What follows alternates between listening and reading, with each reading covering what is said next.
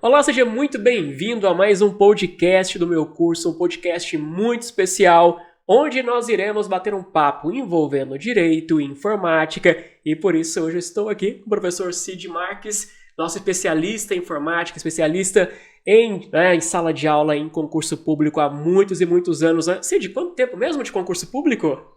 Eu concurso mesmo de forma direta, objetiva, há 10 anos. Sim. Mas como professor há 30. Olha que maravilha. Então, sabe exatamente aquelas dúvidas que aparecem na mente dos alunos, como a banca gosta de cobrar, como é que a informática foi evoluindo em provas e também como é que foi evoluindo no dia a dia social também, né? Sim, isso faz parte, né? A informática, ela, de certa forma, ela não é do início da nossa vida, né? A gente, não que você seja tão velho quanto eu, mas ela nasceu para facilitar a vida de todo mundo, ela foi incluída nos sistemas de trabalho de todo mundo e hoje faz parte da vida, né? Hoje a gente carrega um celular no bolso, que é um computador, a gente tem em casa uma TV, que é a tal Smart TV, que é um computador. Hoje até geladeira, micro-ondas, tudo tem a parte computacional dentro. Então, a gente tem que entender esse processo, entendendo comunicação, entendendo a parte de processamento, a gente consegue até, de certa forma, lidar com essa informação um pouco mais leve no dia de uma prova, por exemplo, ou até no próprio trabalho, no dia a dia, né, mestre?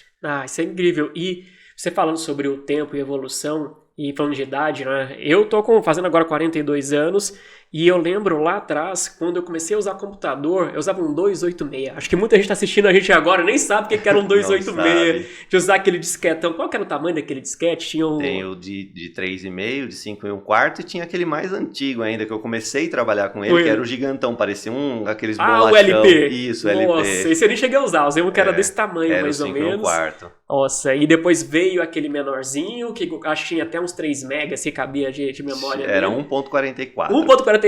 Olha só, isso aí hoje não é nada mais. Nada. Se você espirra, acabou. E aí, essa evolução, ela acaba trazendo, às vezes, uma angústia, porque aquele que não acompanha todo esse dinamismo, se a gente pega um telefone, evolução de telefone, começou lá com veio o GSM, Edge, depois 3G, 4G, 5G, e quando a gente vai ao mercado de trabalho, o mercado de trabalho quer cada vez mais as pessoas preparadas para lidar com essas inovações. Exato. O mercado hoje, ele não quer as pessoas que, por mais que você procure, por exemplo, um estagiário, um aprendiz, um jovem aprendiz, você já quer que ele traga alguma experiência. E nós estamos vivendo um problema seríssimo. Eu, por exemplo, sou empreendedor da área de tecnologia, eu tenho um modelo de escola, de ensino profissionalizante, não para concurso, mas profissionalizante. Então a gente ensina jovens, né, quem está começando a carreira, quem está buscando uma inovação, e a gente percebe, por exemplo, que quando os pais trazem os filhos, falam, meu filho sabe tudo. Por que acha que o filho sabe tudo? Porque no celular ele voa, né? Ele sabe fazer tudo, mas quando você põe na frente de um computador, fala, vamos montar uma carta, vamos montar uma planilha, vamos montar uma apresentação para o seu trabalho de escola, não sai nada. Por quê? Porque eles perderam essa sensibilidade que a gente, que é mais velho, né? Que a gente passou pela evolução, a gente fazia na mão, a gente fazia na unha, como a gente dizia, e a gente só passou para o uso da tecnologia, mas fazendo aquilo que a gente já fazia. Então a gente sabe lidar com as duas coisas e eles não. Eles têm essa dificuldade, os jovens. Então é uma mudança. A gente está percebendo essa mudança principalmente no pós-pandemia. E a gente vê em sala de aula para concurso, no caso em específico, que muita gente fala assim, professor, eu trabalho com computador o tempo todo, não consigo responder pergunta de prova. Porque é um mundo à parte. O concurso público, ele cobra coisas que a gente não faz, coisas que a gente não vê na tela do computador, que é o tal conceito, né? Por isso que a gente, como professor, tem que se preparar muito para, de forma bem lúdica, passar para o aluno o conceito para que ele entenda como que aquilo acontece, de forma prática, como que a gente vai responder na prova. Porque às vezes acaba tendo aquela questão. eu sei manusear o Word, eu sei manusear o Excel, eu utilizo alguma plataforma para fazer reuniões online, e tudo bem, tá no edital, aparecem os assuntos no edital, então não, eu vou conseguir fazer a prova. Mas aí quando chega na prova do concurso, a forma como é cobrado, né, o Word em usar modelo ou fórmulas de Excel, aí começa a dar uma patinada, porque não é mais aquele dia a dia, né? Exato. E muitas vezes a banca, até de forma inconsequente, ela cobra uma forma de se fazer alguma coisa que não é habitual. Quando eu digo de forma inconsequente cobrar isso, é porque não é prático. Por exemplo, um escrevente técnico do Tribunal de Justiça, se ele tiver que fazer uma ação dentro de um editor de textos para produzir um resultado, ele vai fazer o que ele faz todos os dias. Ele não precisa de uma segunda alternativa, de uma terceira alternativa. A banca vai cobrar essa segunda, essa terceira, que é o que o cara nunca fez na vida. E aí ele vai chegar lá, vai olhar aquilo e falar, e agora, né? Sim. Trabalho com isso todo dia, mas não sei o que eu vou fazer, não sei nem o caminho que eu vou tomar. E é onde entra o trabalho de preparação para aproximar a vida com aquilo que é o mundo do concurso, né? Sim. E tem até uma novidade, quando a gente fala de concurso, saiu já a publicação sobre o concurso analista jurídico do Ministério Público de São Paulo, a inclusão da disciplina de informática. E um dos motivos que levou à inclusão dessa disciplina é porque a nova geração, mais que aquilo que você citou, pós-pandemia, ela está tão, às vezes, desapegada, distante, né, do uso do Word, do uso do Excel, de outras ferramentas eletrônicas, que quando começam a trabalhar, gastam tempo para poder conseguir dominar, até para fazer um simples parecer, porque é uma geração que está ficando tanto no celular, mas na hora de ir para um desktop tem a dificuldade de usar o desktop. Exato. Então, por isso, entendeu o Ministério Público necessário trazer a disciplina de informática, não só por esses motivos, tem outros, tem um monte de questão também de crimes digitais, né, que envolvem, mas faz parte dessa dinâmica. E aí entender que não basta ter uma noção sobre esses softwares, eu preciso também compreender a linguagem da prova para poder ir bem. Sim, sim. E uma coisa importante, mestre, é assim, até um tempo atrás, tudo que a gente criava no computador era uma informação. Um documento de texto, uma planilha, uma apresentação, um banco de dados, sempre nesse sentido da criação. Então, se, por exemplo, a gente está trabalhando numa equipe, eu tenho que fazer com que você tenha acesso a essa informação, qual era o procedimento normal? Eu tinha que pegar um sistema de comunicação, que normalmente em provas de concurso se chama mensageria, que é o caso do Outlook ou outros programas de correio eletrônico, que todo mundo sabe usar, mas a banca vai trazendo essas palavrinhas, essa saladinha de palavras, né? E deixa inseguro, né? Deixa inseguro. Aí, até um certo tempo atrás, a gente tinha que anexar o arquivo e enviar. E aí você tinha uma cópia na mão do destinatário, o arquivo original na sua mão. Se o destinatário fizesse uma alteração, você já tinha duas versões diferentes. E aí, o que está acontecendo? Todos os tribunais do Brasil inteiro, sejam eles de justiça, de eleitoral, não importa qual seja o nível da justiça, ele hoje só trabalha com compartilhamento. E aí entra a ideia de armazenamento em nuvem, a ideia de você usar ferramentas de colaboração, como o Microsoft Teams, o Google Meet, o Zoom, ou qualquer outra ferramenta que permite colaboração entre os atores, né, que são as pessoas que participam da criação, verificação, correção de um documento, para que ele não tenha essa necessidade. Vai e volta, confere, compara. Hoje em dia você joga tudo na nuvem e fala, olha, você faz a alteração, daqui mesmo eu já faço toda a verificação, já sei o que está acontecendo. Então, facilitou demais. E é por isso que a tendência é que daqui para frente, que todas as provas de concurso público vinculadas a qualquer, partezinha da justiça, não importa qual seja, Ministério, Tribunal de Justiça, Eleitoral, não importa qual seja, a tendência é que tenhamos informática. Isso é bem comum, tá? Nossa, isso é incrível. E um ponto importante apesar de termos algumas questões, como você disse, que fogem um pouco do dia a dia, que querem pegar aquela terceira ou quarta opção, mas não tem como fugir de não pedir informática nos concursos públicos, porque cada vez mais nós estamos diante de um sistema ou de um novo modelo cultural informatizado. Sim. Como você falou, se eu vou trabalhar em um tribunal todo o processo hoje já é eletrônico. É isso que eu ia falar, é obrigado a ser eletrônico. Então, se a pessoa que vai fazer, ela não tem essa noção, ela já perde o contato no primeiro dia de trabalho, né? Sim. Então, ela tem que ter a noção do que é um processo eletrônico, do que é uma assinatura digital, do que é um certificado digital. Ou seja, isso é da fator responsabilidade com relação ao certificado Exatamente, digital. do compartilhamento seletivo, da responsabilidade de compartilhamento indevido. Ou seja, esse é o tipo da coisa que é natural que aconteça, mas... E aí entra um porém, né? Até não sei o quanto que o mestre acompanha esse tipo de coisa, eu dou aula muito para a polícia, né? Sim. E, por exemplo, o cargo de perito da Polícia Civil do Estado de São Paulo foi tirado do último edital a parte de segurança da informação.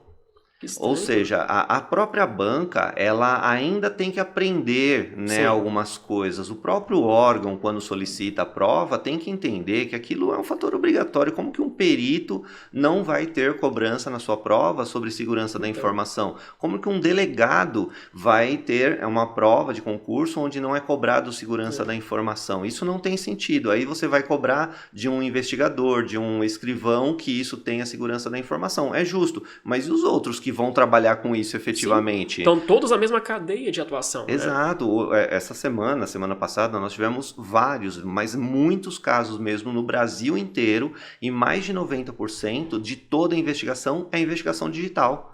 E isso faz com que a gente olhe para o mundo da informática e pense, olha, não é só Word, Excel, PowerPoint como a gente tinha antigamente. Você tem que olhar, ter um olhar um pouco mais crítico, falar assim, até onde que vai o conceito, o conteúdo que deve ser cobrado em prova.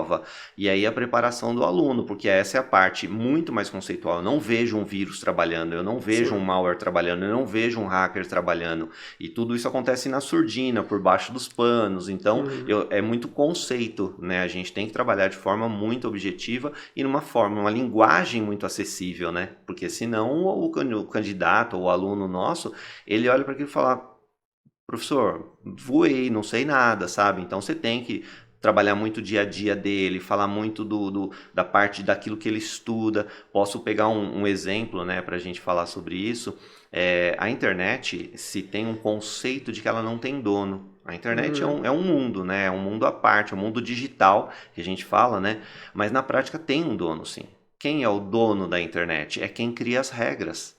É como a gente na nossa casa. Na nossa casa você tem uma regra. Olha, aqui é a porta de entrada, aqui é a porta de saída, aqui é a sala. Ali você determinou a regra. A internet tem um dono. Só que esse dono das regras, ele está lá nos Estados Unidos, que segue todas as leis americanas. Portanto, se ele vier aqui no Brasil e falar, vocês têm que seguir isso, não vai rolar. O brasileiro não vai poder trabalhar com aquelas leis, porque aqui no Brasil a lei americana não se aplica.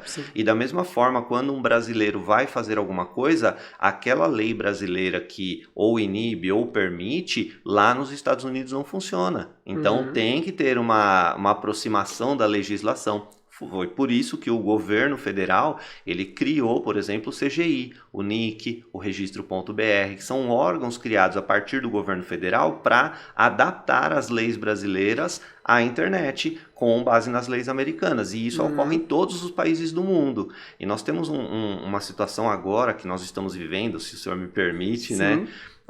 Para quem gosta de futebol, né, nós temos a maioria dos clubes de futebol com uma estampa na camisa com patrocínio, que são as tais bets, né, que é o grande assunto do momento, né, que o brasileiro está ficando viciado, o brasileiro está investindo toda a sua renda ou aquilo até que ele não tem nas tais bets, porque a ideia é de ficar rico fácil, entendeu?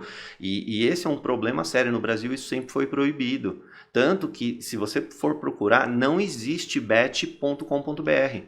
Por que não tem isso? Porque no Brasil era proibido. Então eles fazem o quê? Registram em outro país, porque lá naquele país é permitido, e aí ele traz aquilo como serviço para o Brasil através da internet. Então o governo estava vendo dinheiro embora, sem ter nenhum tipo de controle. Aí no final do ano passado foi feita uma lei, a tal lei das bets, que aí eu não me recordo o número, mas é a lei das bets que foi aprovada, foi sancionada, só que se perdeu o controle de novo. E isso é tudo baseado na informática. Como que esse dinheiro vai embora? Como que eu tenho controle de quem está fazendo a aposta?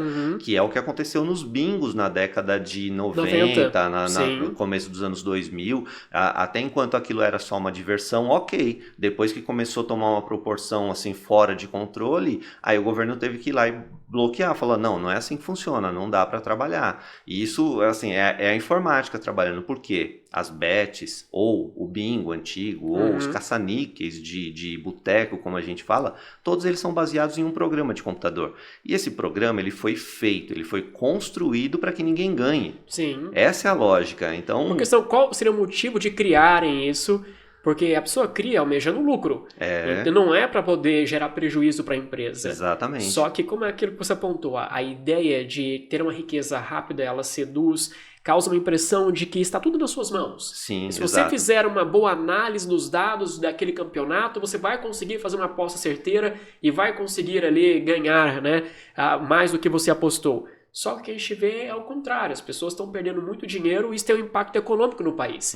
Porque aquele dinheiro era para circular em comércio, em indústria, não, está indo agora tudo para as mãos das nós bets. tivemos uma notícia semana passada assustadora, né, de milhões de brasileiros que estavam usando Bolsa Família para investir em bets. É óbvio que a gente, como ser humano, não tem nada a ver com a vida dos outros, né? Cada um tem o seu próprio livre-arbítrio, né? Mas quando você vê que uma pessoa precisa de uma certa assistência, que é o que o governo oferece, para que ela tenha uma subsistência digna, e ela está usando isso para apostar na ideia de ficar rico rapidamente, de ter lucro ou de conseguir resultados rápidos em cima de apenas uma aposta, isso é a sociedade indo por água abaixo, né? Sim. Porque ali já vê que é uma população vulnerável e que se ela precisa do auxílio, dessa transferência de renda, é porque ela não tem condições, né, de trabalho, de pagar as suas despesas. Então, aquele pouco que ela recebe do governo, ela já aplica na Bets, então como que ela está fazendo para comer? Isso já falando de quem é beneficiário do Bolsa Família. Mas se a gente for analisar outras pessoas, hoje mesmo, estava aqui um pouquinho antes de começar, olhando o celular, estava na UOL, dizendo ali de um CEO de uma empresa, um grupo aqui no Brasil, que ele apostou em um dia R$200 mil e perdeu tudo isso. E que agora ele perdeu o casamento dele já, porque não conseguia parar de apostar e gerando aqui graves prejuízos. Então, assim, tá pegando geral, porque tem essa ideia de que não, eu consigo, tá nas minhas mãos.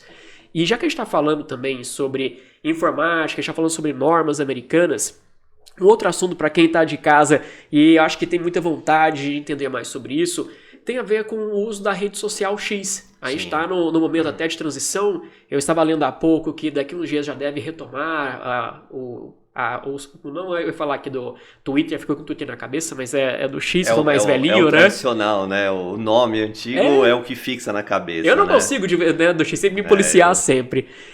Mas, Cid, falando sobre a questão de rede social, do ponto de vista de informática, um pouquinho de regulamentação, se você souber, como que uma empresa hoje, né, de rede social, seja o Facebook, o X, como é que eles fazem para operar no Brasil? Simplesmente lança o domínio e funciona? Basicamente, a internet ela não tem limite, ela não tem barreiras, né? Então, quando você tem uma empresa ou até como pessoa física, você tem algum conteúdo que você queira compartilhar, basta que você crie uma página web, porque a página web é um documento, como a gente fazia antigamente de ter uma cópia. Lembra da fotocópia que a gente fazia? Aí você compartilhava com os amiguinhos e tal.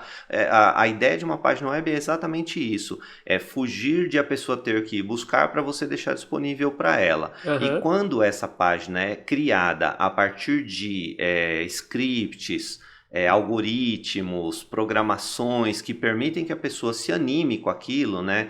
Nós tivemos vários modelos desse tipo de mídias sociais, né? Começando por redes de bate-papo, talvez o pessoal de casa deve lembrar do tal do MSN, do ICQ. O ICQ, ou seja, eram páginas web que permitiam que as pessoas entrassem para conversar com pessoas que a gente não conhecia. Então aquela ideia do, eu na rua, sabe, a gente quando era criança, a mamãe falava, né? Olha, se você for pra rua, não conversa com estranhos, porque você pode ser sequestrado, você, sabe? Na rede social você tem a proteção da tela, ou seja, você conversa com uma pessoa estranha, você tá saindo do seu meio comum e conversando com uma pessoa estranha, mas você tá seguro do outro lado. Isso era, né, no início. Agora já não é mais tanto, né? Porque a pessoa pode ter acesso a alguns dados que, de forma sensível, pode te prejudicar. Mas isso evoluiu de tal forma, fazendo com que as pessoas postassem coisas, como por exemplo o YouTube, quando nasceu, a ideia era: eu vou filmar de alguma maneira alguma coisa que eu faço no meu dia a dia que pode gerar interesse das outras pessoas. Então, vou pegar um exemplo bobo aqui, vai. Eu gosto de plantar árvores, plantar flores. Então eu vou filmar eu fazendo isso, vou postar um vídeo na internet, quem gostar que vai procurar vídeo sobre flores, vai encontrar vídeo sobre plantação, vão me encontrar, entendeu? Sim. Então a ideia de rede social nasceu com esse objetivo, de fazer com que as pessoas mostrassem as coisas legais para os colegas. Aí veio outras redes sociais de fotos. Vou tirar uma foto da natureza, uma foto do trabalho, uma foto do meu carro, uma foto disso, e as pessoas vão se interessar. Ok, enquanto você está só postando, tudo bem. Aí, das mídias sociais vieram as redes sociais, que é permitir que você arrebanhe, que você agrupe os seus amiguinhos, ou até pessoas que você não conhece, que te sigam, que fazem isso. Então, a facilidade de uma página web a partir do momento que ela existe, ela pode ser acionada, acessada de qualquer lugar do mundo. E isso não é um serviço, não é um comércio, entendeu? O que ocorre hoje é que essas redes sociais, para ganhar dinheiro, como ela não cobra financeiramente de quem participa, ela tem que incluir propagandas. Então ela transformou essa rede social, essa mídia social num comércio a partir de propagandas. E quando ela está dentro de um país, ela começa a esbarrar nas leis daquele país, né? Aqui no Brasil, por exemplo, a gente não pode ter propagandas de bebida alcoólica na televisão, e isso se estende às redes sociais, às mídias sociais. Não pode ter propaganda sobre cigarro, e isso se estende às mídias sociais, às redes sociais. Então, a partir do momento que elas estão respeitando isso, não há problema. Mas começam a trazer outros problemas quando você permite que pessoas acessem uma rede social ou uma mídia social e postem assuntos não verdadeiros, que é a tal da fake news, da notícia falsa, que ela pode gerar um incômodo ou um problema numa eleição, ou na difamação de uma pessoa, ou sei lá, qualquer outro fator jurídico que possa incorrer sobre esse tipo de postagem. E aí o Brasil, a partir dos seus legisladores, né, seja o Congresso, o Senado ou o próprio Supremo, o Supremo não faz legislação, mas ele acaba de certa forma amarrando isso, a gente tem percebido ultimamente, que quando eles fazem essa amarração, eles falam assim: olha, vocês não podem fazer isso. E aí, quando em 2014 nasceu o Marco Civil da Internet, criado pelo CGI, o NIC, que foi o governo federal que criou, eles falaram o seguinte: nós vamos ter que regrar como funciona a internet no nosso país. Então, todo mundo que tem serviço de alguma forma prestado no país tem que seguir essas regras.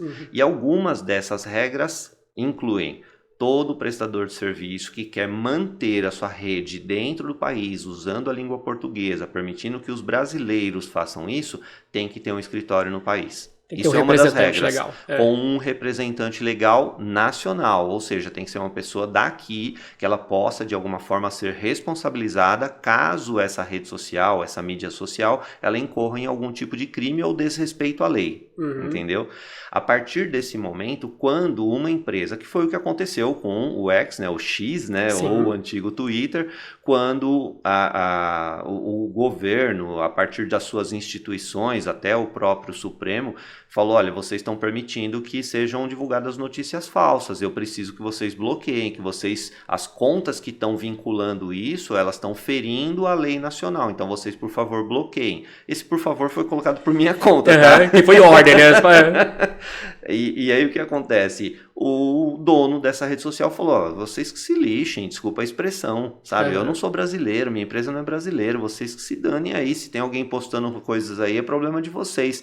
Aí entra em cena a lei, a regra, né? Que aí não cabe a mim discutir esse tipo de coisa, mas quando o ministro fala assim: olha, desculpa, mas você está desrespeitando a lei, então eu vou acionar o representante legal daqui do nosso país e o seu escritório aqui para que as coisas sejam regularizadas. Aí o que ele fez? Mandou embora o representante legal e fechou o escritório. A partir desse momento ele está ferindo a lei, ele não pode mais trabalhar.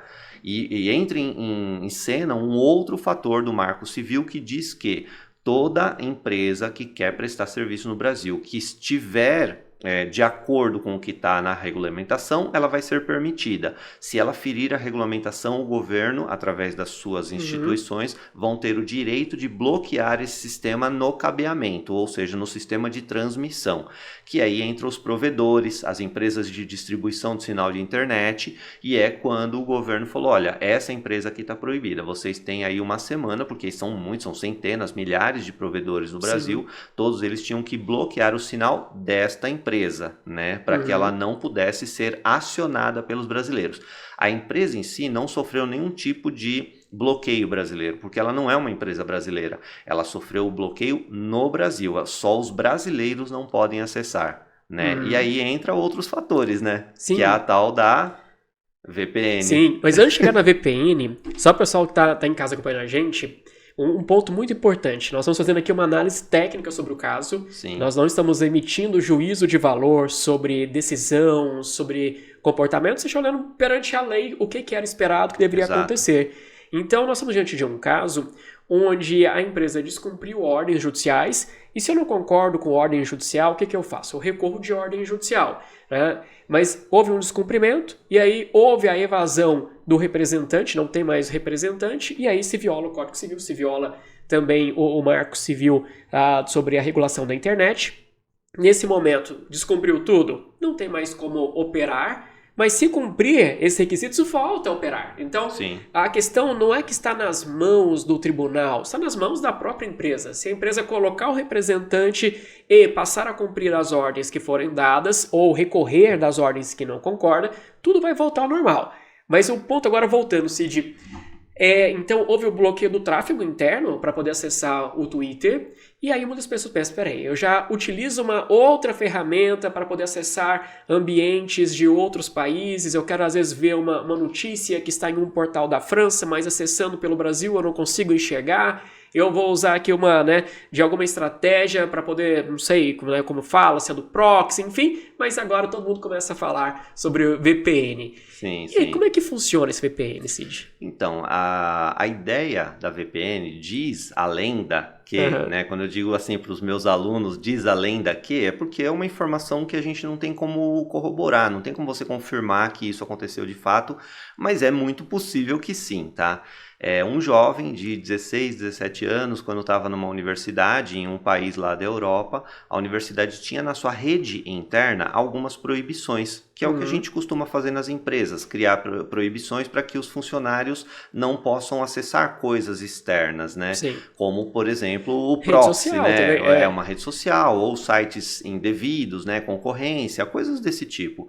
E aí esse garoto criou um programa, ou seja, já fica claro, né? Uma VPN é um programa que ele criou dois métodos de segurança para ele.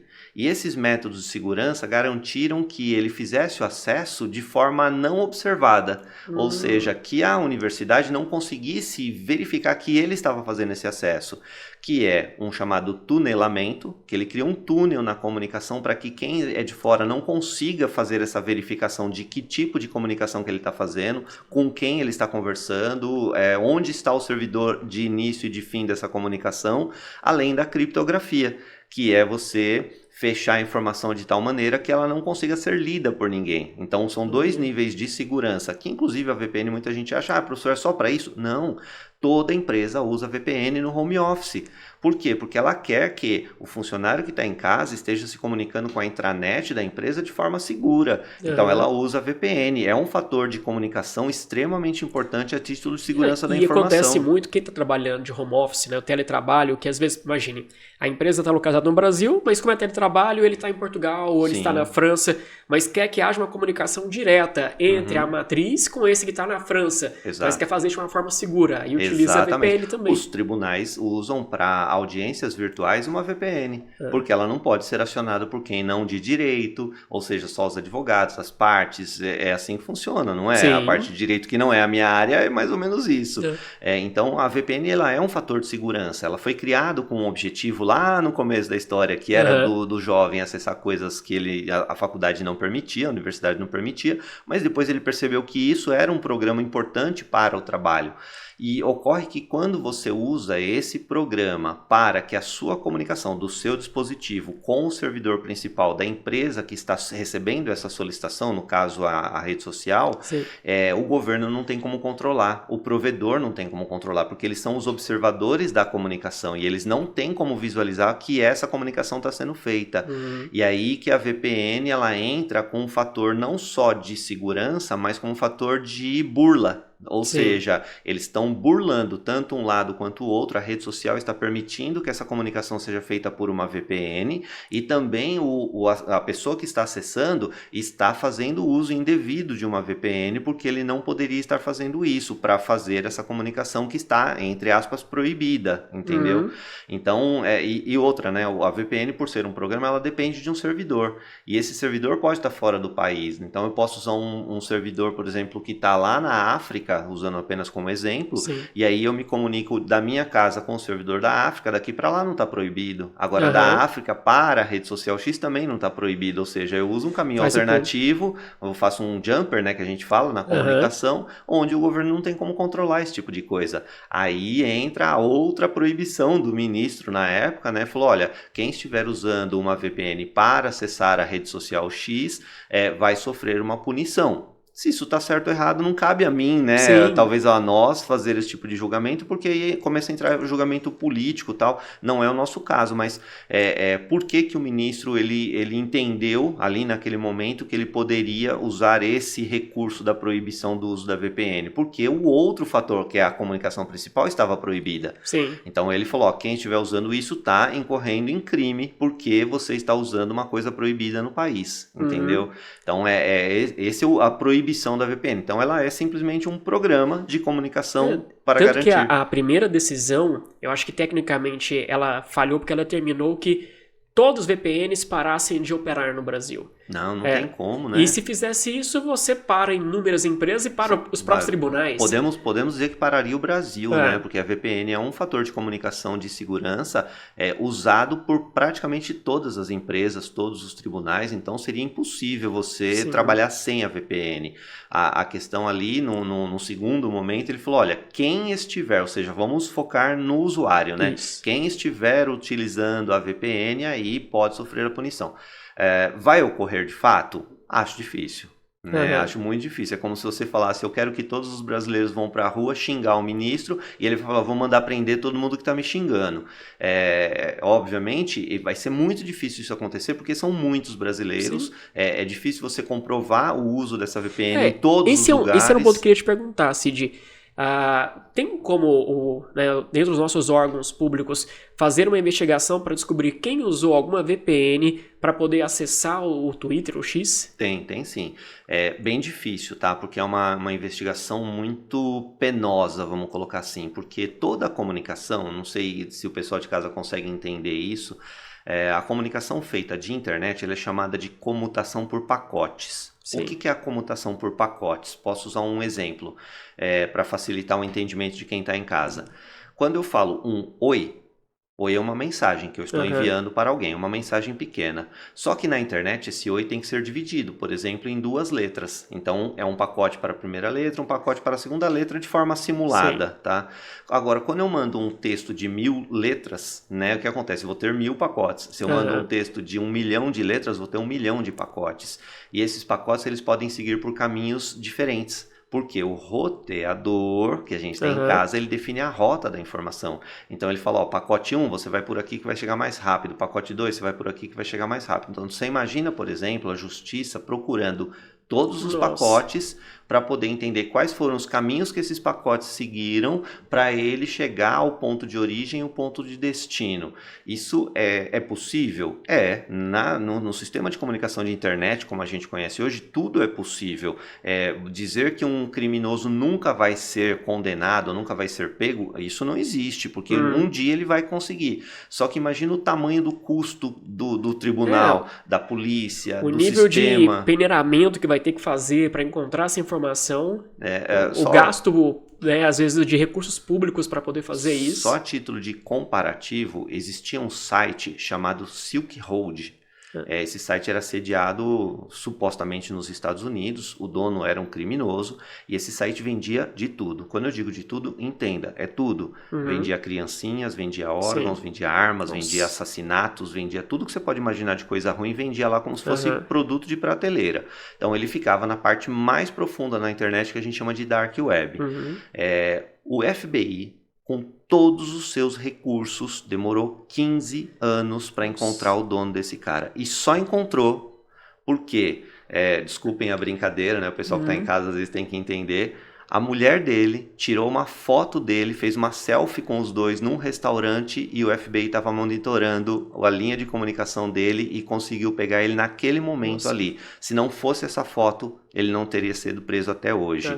Ou seja, você vê que é exatamente o que a gente falou, né? O governo pode chegar até o criminoso? Pode, mas até onde vale a pena um governo ele se dedicar, investir todos os seus recursos para alguém que fez o uso de uma rede social? Eu, assim, particularmente, acho que nem é cabível no sistema judiciário brasileiro você ter esse tipo de coisa. É mais com efeito pedagógico, eu acho, que do que concreto. Perfeito. Acho que é isso, tá? É você realmente falar, olha, você está cometendo um crime, você tem que saber que está cometendo um crime. Agora, se você vai ser punido como exemplo ou não, é outra história. Nós temos vários exemplos de coisas que aconteceram com milhares de pessoas e aí ou polícia ou o sistema judiciário vai lá e prende fala, você vai ser o boi de piranha, né? Você vai ser o exemplo que a gente vai deixar você apodrecer na cadeia ou o nosso sistema judiciário vai condenar você, vai acabar com a sua vida para que todo mundo saiba que o que eles fizeram não pode fazer mais. Então, no sistema de comunicação, internet, redes que a gente fala, é isso. Você depende de muita gente, você depende de um processo muito longo. Um pedófilo, por exemplo, quando ele está cometendo um crime, ele tem duas identificações, a identificação física e a identificação lógica. Num primeiro momento, a perícia consegue só a identificação lógica do cara. Ela precisa usar um protocolo para descobrir a identificação física. Aí, com a identificação física, manda para o juiz autoriza que a polícia solicite para o sistema judiciário para autorizar o provedor a ficar monitorando o uso dessa codificação para que depois descubra o lógico novamente. Aí forneça o endereço para a polícia. Fornecendo o endereço para a polícia, ela vai lá, é um prédio de 15 andares com 1.500 escritórios. Aí não tem como você descobrir, aí tem que de novo, volta para o início da instância, pede de novo para o primeiro juiz para que ele solicite aquele condomínio, né, que ele forneça ao servidor, o acesso ao servidor, porque juridicamente a polícia não pode acessar sem autorização judicial, e aí ele vai descobrir qual foi o dispositivo, e aí chega lá, o cara já não está mais lá há 15 anos. Ou seja, é um processo bem difícil de você conseguir, mas é possível, né? Tudo tem a sua possibilidade. É que quando a gente traz isso para o nosso mundo, né, que é o mundo de concurso, a gente tem que ser menos técnico, a gente tem que ser mais didático, né, para que a pessoa que não está habituada a trabalhar com isso, ela entenda de forma mais simples esse tipo de processo, entendeu? A gente até acaba percebendo que muitos alunos gostam tanto desse tipo de coisa que eles falam, vou seguir essa carreira, professor. Eu tenho muitos exemplos de alunos que odiavam a informática e aí depois de terminar a parte de preparação para concurso foram fazer faculdade, pós-graduação, MBA sobre a parte de tecnologia da informação, porque é um assunto fascinante, né? Demais. A gente sabe que é... Questão de segurança, tudo, a parte de compliance digital também está crescendo muito. Isso. Cid, e a gente tá falando sobre redes sociais, uma coisa que eu percebi ao longo do tempo, eu sou daquele que usava o Orkut e vi na evolução, saudade do Orkut. Eu brinco com os meus alunos que eu não sou dessa época. Não, nem vi o Orkut passar, aquelas coisas de fazendinha, né, das comunidades. Mas uma coisa que eu notei, até porque você já falou sobre isso, que como nós não pagamos pela rede social, na verdade nós somos o produto da rede social, porque vai vender para os comerciantes, aqueles que querem fazer o anúncio. E muita gente não percebe isso, viu? Você é o produto, você é o fator principal do sistema de ganho da rede social, né? Quanto mais usuário, quanto mais tempo o usuário fica, maior vai ser o valor no comercial que ele vai vender para a empresa, né? É isso. E aí entrou um ponto, eu vou entrar numa rede social, eu vi essa migração do Twitter com X lá atrás, vejo isso acontecendo no Instagram, Facebook eu não uso mais tanto, mas o que eu vejo eu não queria ver isso, o que está aparecendo para mim na minha tela? Então, o que eu percebo, geralmente aquilo que gera uma polêmica, aquilo que gera uma situação negativa, vem ali uma discussão política, aquela discussão mais baixa, mais chula, aquilo aparece disparado na tela, parecendo que quer causar maior interação ou integração daquelas pessoas. O que está por trás dessa construção, desse algoritmo que tenta buscar mais as situações polêmicas para colocar, né, na frente, no rosto de cada um, e às vezes aquilo que você gostaria de ver, você não vê mais? Tá, você me permite usar um pouquinho de tempo para para explicar, porque aí eu vou puxar uma linha do tempo para que o pessoal de casa consiga entender o que acontece hoje, que o final das contas é a Lei Geral de Proteção de Dados, tá? Mas o início da história era mais ou menos assim, ó. Posso pegar um exemplo e todo mundo de casa vai entender bem. Se eu fabricasse essa caneca, e eu chegasse para Rede Globo de televisão, SBT, Record, uma emissora de TV qualquer, falasse, eu quero fazer propaganda disso daqui. Naquele momento, lá atrás, no passado, a emissora ia falar assim, tá bom, eu vou te cobrar 10 milhões de reais. O cara fala, como assim? É uma caneca, cara, eu quero vender uma caneca. Então, porque o nosso sistema só permite que a propaganda seja apresentada para o Brasil inteiro. Ou seja, não tem opção de apresentar só para São Paulo, ou só para o Rio de Janeiro, ou só para o Paraná. O nosso sistema só apresenta para o Brasil inteiro. Então eu tenho que dividir o meu dia de 24 horas em tantos minutos, em tantos segundos, e cada patrocinador vai entrar ali naquele período, certo? Então era muito caro fazer propaganda. E aí começou a se regionalizar os produtos de televisão, rádio, jornal impresso, revista, tudo regionalizado justamente para que os anunciantes pudessem fazer o seu anúncio ali, na sua região, dentro do seu público. Só que mesmo assim, a necessidade dizia o seguinte, o cara falava assim, mas essa caneca eu não quero vender para todo mundo, eu quero vender só para quem tem de 18 a 25 anos, só para homens ou só para mulheres, entende? Então, o cara chegava, então eu não vou colocar em qualquer horário, eu vou colocar no horário que pessoas com esse perfil, dentro de pesquisas, eles estão assistindo a televisão, né? Ou seja, querendo ou não, isso é uma estatística. Sim. Essa estatística é um levantamento numérico onde você entende quem está naquele momento, onde que a pessoa está, fisicamente o que ela gosta de acessar, né? E o início da internet tinha um programa chamado de malware, que ele tem o nome de adware. O que é um adware? É um programa de chamamento. É um programa que ele era instalado de forma maliciosa no seu dispositivo, não por você, mas sim por um site que você acessou, um programa que você acessou, e esse programa ficava chamando propagandas, porque o anunciante, ele falava assim, eu não quero anunciar para todo mundo, eu quero anunciar só para o cara que tem interesse nisso. Sim. Então, por exemplo, se eu entrei num site de compra de pneus de carro, e esse site permitiu a instalação no dispositivo desse cara, que tipo de propaganda que ia chamar? Propaganda de pneus. Sim. Porque ele sabia que aquele cara tinha interesse em comprar pneus, ou seja, eu estou apresentando exclusivamente para o cara que tem interesse, você concorda? Era aquele pop-up que aparecia. Isso, perfeito, é o pop-up, a janelinha automática que aparece lá. E isso, de certa forma, foi substituído pelos algoritmos que a gente utiliza hoje, que o pessoal, né, de forma carinhosa, deu o nome de cookie. Né, os cookies, tanto que a Lei Geral de Proteção de Dados, ela nasceu em função desses cookies. O que são cookies? Pequenos arquivos de texto que ficam no seu computador, que são gravados a partir do seu navegador de internet, mas por ordem do site que você acessou. Então, quando você acessa um determinado site, ele vai falar assim, esse cara aqui clicou no vermelho, significa que ele gosta de vermelho. Esse cara aqui está em São Paulo, então eu vou apresentar para ele só propaganda de São Paulo. Olha, no cadastro dele lá, do e-mail dele que ele usou, diz que ele tem 25 anos. Olha, esse cara é masculino ou feminino, você entendeu? Então, eu tenho o perfil seu de consumidor, eu sei quem você é. E esse perfil de consumidor fica registrado nesse cookie. E a partir do momento que está salvo no seu computador, o próximo site que você acessa, ele também vai ler aquele cookie que já estava salvo. E ele atualiza com os novos acessos que você fez. Ou seja, é uma coisa dinâmica. Essa é a ideia do chamado algoritmo dos cookies, né? Que ele vai mantendo atualizado os seus interesses do dia a dia. Se você gosta de futebol, com certeza você vai, de alguma forma, clicar num link de futebol. Se você gosta de política, de alguma forma você vai clicar num link de política. Então, o que vai começar a ser trazido para você? Esse tipo de assunto. E eu posso até ir um pouco mais longe. Você diz que usa rede social, né? Sim. A rede social que você mais usa é o que? É o Instagram? O Instagram era o X também, agora tá suspenso. Sim, sim. Mas eu vou pegar como exemplo o Instagram, que todo mundo em casa deve entender. O Instagram é um feed, né? Você abre a tela e vai empurrando ele para cima, certo? Sim. Se você tá empurrando para cima, aí alguém te chama, você para, vai lá, olha para o lado, atende a pessoa que está te chamando e nisso ficou mais do que 3 segundos aquilo na sua tela. O que o algoritmo do Instagram entende? Que você teve interesse por aquilo. Não importa se você está lendo ou não, mas teve interesse sobre aquilo, porque parou ali, você entendeu? Então toda vez que você para por 1, 2, 3 segundos, aquilo diz, esse cara teve interesse nisso, nessa cor, nesse tipo de fonte, nesse texto, nessa foto, vou entregar mais sobre isso. Então, respondendo a sua pergunta inicial com base em tudo isso, por que ele entrega mais sobre as coisas pra gente? Porque supostamente aquilo é o que chama a nossa atenção.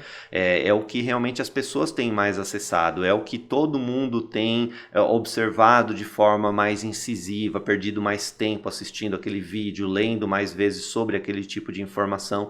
Então isso é uma tendência, só que as coisas passam. Né?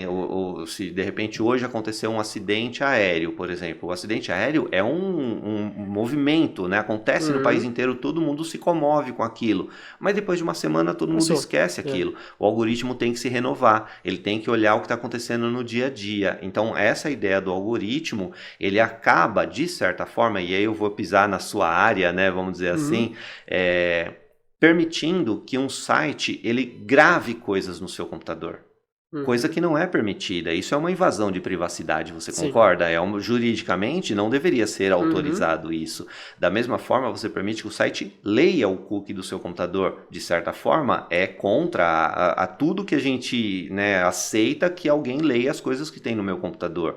Por isso nasceu... Que utilize sua localização sem ter uma autorização para isso. Localização, a orientação sexual, religião, tem tudo nos cookies, entendeu? Então, essas coisas, elas foram regradas a partir da Lei Geral de Proteção de Dados, né? A tal da LGPD, se eu não estiver errado, 13.709, acho que é isso, né? Essa lei, ela diz o seguinte... Para que um site ela salve alguma coisa no seu computador ou ele leia alguma coisa do seu computador, ele tem que ter a sua autorização. Por isso que todo site que você acessa aparece embaixo uma caixinha dizendo nós trabalhamos com política de segurança, política de acesso, não sei o que, não sei o que, não sei o que. Na prática ele está dizendo que ele está respeitando a Lei Geral de Proteção de Dados, só que ainda no Brasil ainda tem uma certa bagunça com isso, né? Porque o cara só coloca o ok, como se você falasse, tá bom, tô entendendo o que você falou. Só que esse ok é a autorização. E o correto seria aceitar ou rejeitar. Isso. Entendeu? E aí os sites que ainda não têm esse aceitar ou rejeitar estão sendo denunciados. E aí justamente é os sites que estão mais de forma atualizados no sentido de falar assim, ó, deixa eu respeitar a lei geral porque isso gera uma multa. É uma multa pesada, é uma multa por indivíduo, não é uma multa por ação, é uma multa por indivíduo. Então se ele permitiu que isso acontecesse com 1 milhão de pessoas, ele vai pagar 1 milhão de vezes a multa. Entendeu? Então é um negócio sério. No Brasil isso a gente tem um lado bom, né? A lei brasileira ela é muito demorada, né? Demora muito para as coisas acontecerem, mas quando acontece no mundo inteiro, já aconteceu, a gente tem exemplos. Então a Lei Geral de Proteção de Dados, que já tinha quase no mundo todo e no Brasil não, os deputados, senadores, o Supremo, todo mundo olhou para fora e falou assim, ó, vamos ver o que está dando certo lá, vamos ver o que está dando errado lá e vamos tentar ajustar a nossa lei para que ela seja a melhor. E efetivamente, tanto o Marco Civil da Internet quanto a Lei Geral de Proteção dos Dados, elas são uma das melhores do mundo nesse sentido de proteção. Ela é efetiva? Aí é outra história. Se ela funciona, é outra história. Mas no papel, quando você vai fazer a leitura, você olha para aquilo e fala, nossa, tá perfeito. Realmente protege o cidadão, protege as empresas, protege todo mundo. Agora falta efetivamente colocar em prática, né? Mas é isso. Quando a gente fala de normas, isso vai permear em todas as áreas, né? Mas se for pegar um exemplo da Constituição, muitas vezes alguém, ainda mais questões de paixões políticas, fala, nossa Constituição não presta, tinha que ter uma outra Constituição. O que eu falo a nossa Constituição é incrível. Nossa Constituição é uma das melhores do mundo. O ponto que a gente tem de crítica é com relação à aplicação da Constituição. Exato. É saber se nós, enquanto sociedade, respeitamos a Constituição. Porque às vezes a gente quer cobrar muito dos tribunais, que os tribunais apliquem adequadamente uma norma. Mas espera aí, o tribunal é apenas uma parte do Estado brasileiro. Ele é o gatilho, né? Sim. E agora, se ele não for acionado... Se uma empresa não respeita né, a LGPD, se a empresa não respeita o marco regulatório da internet, por que eu tenho que esperar sempre que o judiciário haja? Isso é uma questão de conduta social. Não adianta a gente ter as normas sensacionais se a gente não for obedecer. Sim, a gente falou de muita coisa, foi super legal. É um papo longo, né? A gente, se ficar aqui, a gente fica o dia inteiro falando, cara. Não falta assunto pra gente conversar. Falta assunto. A informática é assim, ela é um assunto que ela passeia por muitas áreas, né? Sim. Como hoje a informática, ela é, assim, uma coisa... Me foge até dinâmica, a palavra. É isso, ela tá em todo lugar. Ela é... Me fugiu a palavra agora. Ela tem que estar em tudo. Ela Sim. tem que fazer parte de tudo. Ela é parte da nossa vida.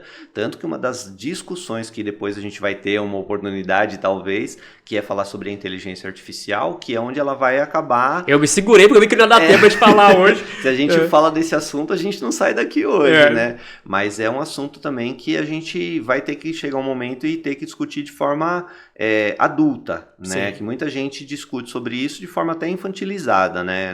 Sem saber o que está falando, sem saber como que isso acontece. E a inteligência artificial é um assunto que ele é promissor.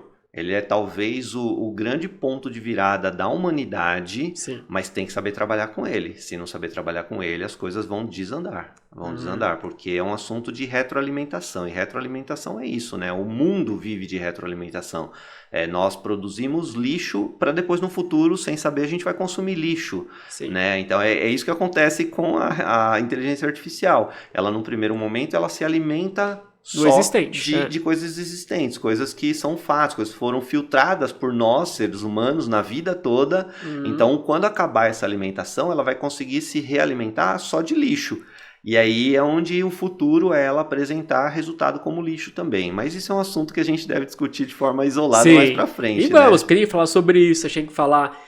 sobre a dinâmica do uso da inteligência artificial no serviço público, se isso pode causar uma redução do número de servidores ou não, ou como que o servidor vai usar no seu dia a dia de trabalho, como é que isso é na advocacia, tem muita coisa pra gente ver, se dá para confiar ou não em textos produzidos pelo chat GPT, o que eu tenho que fazer, né, de uma reanálise daquele conteúdo antes de utilizar, como é que fica a questão de direito autoral em usar textos produzidos por inteligência artificial.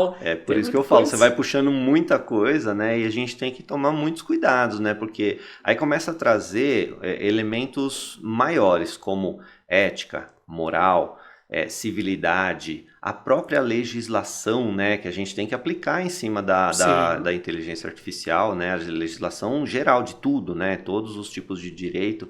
E quando a gente tem essa possibilidade, as pessoas querem pular etapas. E esse é o grande problema, você não pode pular etapa. Sim. É a mesma coisa se a gente olhar historicamente, quanto tempo se demora para fabricar uma vacina. Se você não pular etapa, demora 1 década, 2 décadas, 3 décadas. E se você quiser resolver isso rapidamente, pulando etapas, você não sabe qual vai ser o resultado final. Exato. E aí você pode, ao invés de estar produzindo um resultado bom, você pode estar produzindo um resultado que num primeiro momento parece ser bom, mas lá na frente vai ser terrível. Né? A mesma coisa acontece com a inteligência artificial. A gente tem que ter essa sensibilidade. Né? E eu, que sou bem mais velho, que a gente fazia, como eu digo, tudo na unha, a gente sabe o resultado de um passo ruim. Né? Coisas que muita gente, assim, os mais novos não percebem, eles querem tudo imediatismo, né? Coisa muito rápida, vídeo de 15 segundos para poder contar uma história. E a gente não é dessa época, né? A gente tem um perfil um pouquinho diferente, né? Isso tudo gera um risco. A gente não quer mais mergulhar, a gente quer apenas a superfície, rápido na superfície, e isso vai causando aí até um outro ponto que a gente vai conversar outro dia, mas vai gerar distúrbio de ansiedade, né, entre outras dificuldades. Estão sendo dificuldades do nosso milênio. E Cid, pegando até de uma licença pro pessoal, mas você falava sobre da expressão a respeito de informática, tecnologia da informação, vou pegar um termo que a gente usa muito no aspecto religioso. Mas hoje a dinâmica da informática virou onipresente. Então, se a gente fala que Deus é onipresente, vamos colocar a informática hoje na nossa vida cotidiana também se tornou onipresente. Sim. Porque agora, aqui, por exemplo, a gente está conversando, mas nós estamos com o celular, o tablet também funcionando, estamos com câmera, estamos com monitor, dialogando com o computador que está daqui, que está subindo para a nuvem essa informação nossa, para depois ir para o YouTube, que também vai usar a nuvem para a gente poder... então, tem muita coisa e chegou nos concursos públicos. Chegou. E aquele concurso público que ainda não cobrava, pode esperar, como aconteceu agora como analista jurídico do Ministério Público de São Paulo, também vai crescer para os demais concursos públicos. Quero agradecer o carinho e a atenção de vocês. Se tiverem alguma dúvida, podem postar aqui nos comentários ou nos procurar nas redes sociais, professor Cid Marques, comigo, Daniel Lamounier. Podem lá, mandem a mensagem, vai conversando e já podem colocar sugestão, né, de outros assuntos que envolvam a tecnologia da informação para a gente vir no próximo podcast para poder conversar com vocês por aqui. Obrigado pelo carinho, obrigado pela atenção e um obrigado especial ao professor Cid por esse diálogo tão gostoso que a gente teve aqui. Só o começo, né, Cid? Só o começo. Eu espero aparecer aqui várias vezes para a gente ir tirando as dúvidas. Isso, de certa forma, até é uma forma de estudo, né? Porque vai gerando aquela dúvida. O aluno fala, opa, nunca pensei nisso, nunca pensei dessa forma. E acho que é essa a pegada da gente ter esse papo. Agradeço o convite, a oportunidade de estar com os colegas aí. E sempre que tiver alguma coisa que vocês puderem me mandar, pode ficar à vontade. Eu respondo a todo mundo. Posso demorar um pouquinho, porque eu sou velhinho, mas eu respondo a todo mundo. Muito bom. Então, obrigado, pessoal. Um grande beijo. Até o próximo encontro. Tchau, tchau.